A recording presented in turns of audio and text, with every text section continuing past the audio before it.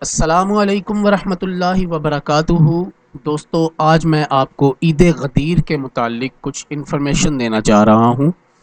عید غدیر کا اہل سنت سے کوئی تعلق نہیں۔ 1400 سال سے کسی ایک بھی سنی فقیہ، محدث یا عالم کی ایک بھی کتاب میں اس کا کوئی ثبوت نہیں، نہ انہوں نے یہ دن منایا۔ البتہ شیعہ یہ دن مناتے ہیں اور واقعہ غدیر خم کو بنیاد بناتے ہیں۔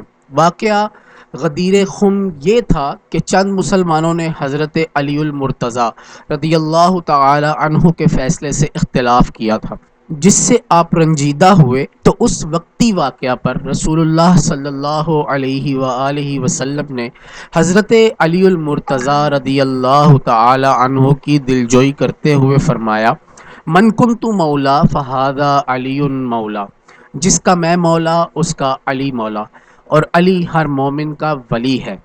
اہل سنت اس کا معنی کرتے ہیں: رسول اللہ صلی اللہ علیہ وآلہ وسلم نے فرمایا، جو مجھ سے محبت کرتا ہے وہ علی سے محبت کرے، اور علی ہر مومن کا دوست ہے۔ مگر شیعہ نے اس فرمان کو جعلی معنی پہناتے ہوئے عقیدہ بنا لیا کہ اس فرمان میں حضرت علی رضی اللہ تعالی عنہ کو آپ صلی اللہ علیہ وآلہ وسلم نے جانشین بنایا، اور وہ اس کو عید غدیر کے طور پر مناتے ہیں۔ اصل میں 18 ذی الحجہ خلیفہ راشد حضرت عثمان غنی رضی اللہ تعالی عنہ کا یوم شہادت ہے، جس کا شیعہ جشن مناتے ہیں کہ اس دن تینوں خلفاء کا دور ختم ہوا۔ کیونکہ شیعہ حضرت علی المرتضیٰ رضی اللہ تعالی عنہ کو خلیفہ بلا فصل مانتے ہیں، لہٰذا 18 ذی الحج کو عید غدیر منانا شیعہ کے جعلی باطل موقف کی حمایت کرنے کے